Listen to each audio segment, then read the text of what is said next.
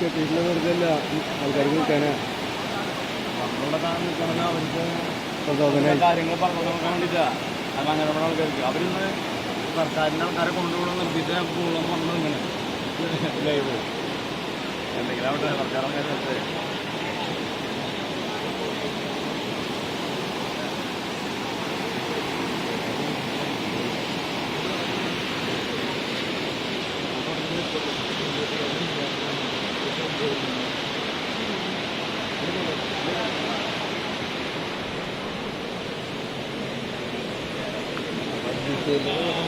ഞാൻ അപ്പുറത്തോട് വരും